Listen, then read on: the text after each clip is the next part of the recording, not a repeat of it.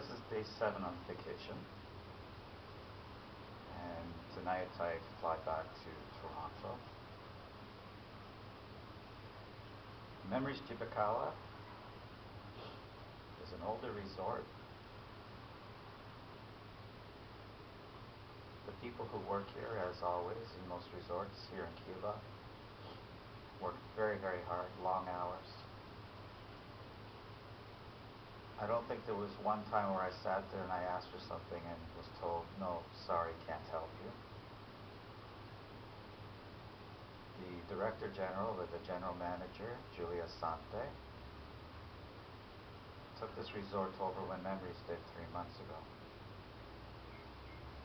She is very hardworking, she's very diligent, she's very accommodating.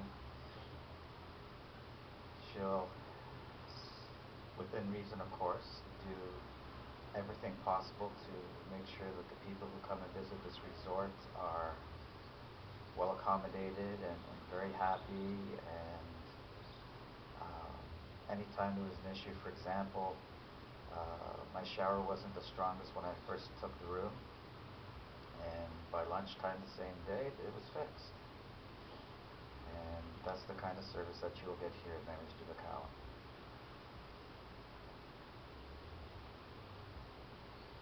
My trip to Havana was on my bucket list of things to do. A city that is literally torn apart into 2 halves, and I mean torn apart. You have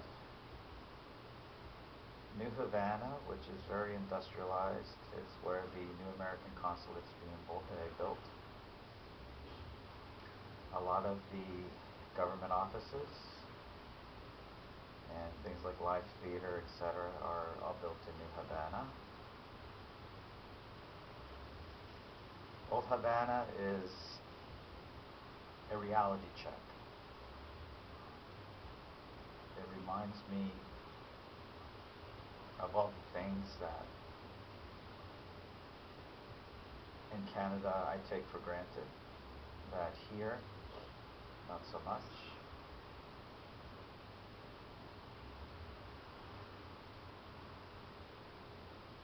In Old Havana, you get everything from women dressed up in native costumes wanting to have a picture taken so that you can pay them for it.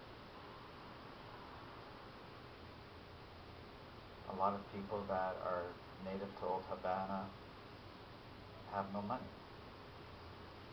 And I think there are days when they will go without eating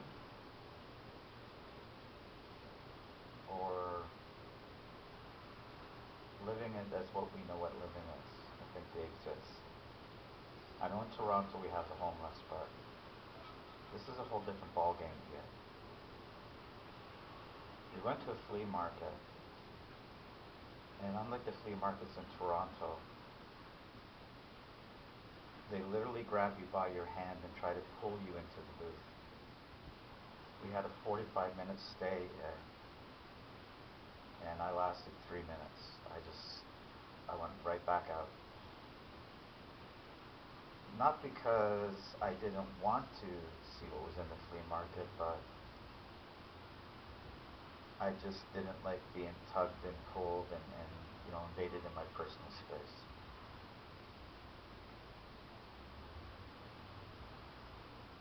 The history, the culture, the views, the people.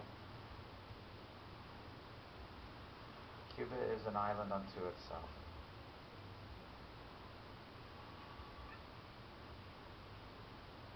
I love coming to Cuba. I love coming to Cuba for no other reason that the people who work with the excursions within the resort itself, with the diving, they work so hard, so very, very hard for so little to allow people like myself who quote unquote, they're very high in the fat, I call it, which means in Canada we work hard too, but we have a lot more freedom and we have a lot more luxury than people in Cuba will ever see or do. One of the exciting parts of the trip, we went diving, and in the Caribbean Sea there's a very invasive fish species called the lionfish. It's a beautiful fish, very long tentacles. Deep in the water, about 50, 60 feet, they look brown and white. If you touch them, it would be like touching an enemy or anything that could sit there and give off some kind of poison. So you don't touch the fish. They're beautiful to look at, but you don't touch them. But because they are such an invasive species, it's acceptable down here to actually hunt them. So even though when we go diving, our number one rule is to look with our eyes and not touch. On one trip, we went down diving, and one of the gentlemen who lives here in Cuba, that's actually a teacher in Ciego de Vila, he was here for a few days, and he did some spearfishing while we were diving and caught a lot of these lionfish. And he mongered the fish, which is the equivalent of butchering a piece of beef, and we took them to the cook down by the beach restaurant, and we had a pile of fish. I would say easily for four of us, there's four of us that ate it. I would say we easily had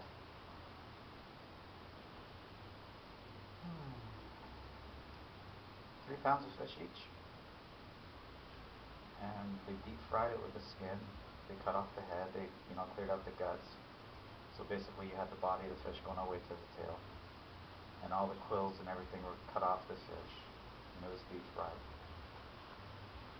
And for warm water fish, you would think that it was very mushy. But it was very, very delicate. Very, very white. Almost like something you would have on the lines up between a halibut and a haddock. It was just delicious. And I was very happy to do my part in controlling or eating my part of this invasive fish. It was delicious. If you come down to Cuba and you're able to do some spear fishing for this one fish only, let me make that clear, the lionfish only.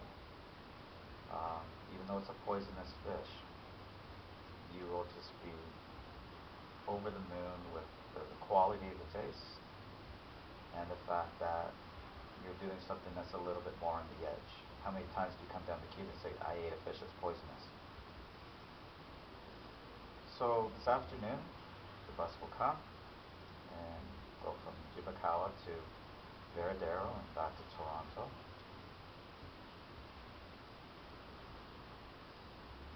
My memories of this holiday were amazing.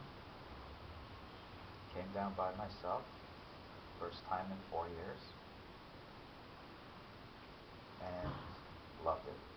Just simply loved the time. Met lots of nice people. Sasha and Sarah from Germany. Mike from here in, again, Ciego de Vila. Lovely family. Young gentleman by the name of Martin who dived yesterday with me, and they live in Brussels. And in Brussels, I was told their main language is Dutch. And again, honorable mentions to Julie Basante, the general manager, the director here. Ricardo, the food and catering manager here. And to everybody else who made my vacation wonderful. 7 days away from reality, 7 days of being in paradise. Loved it. See you in Toronto. This is July 9th, 2015.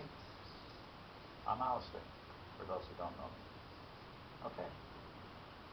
Bye-bye.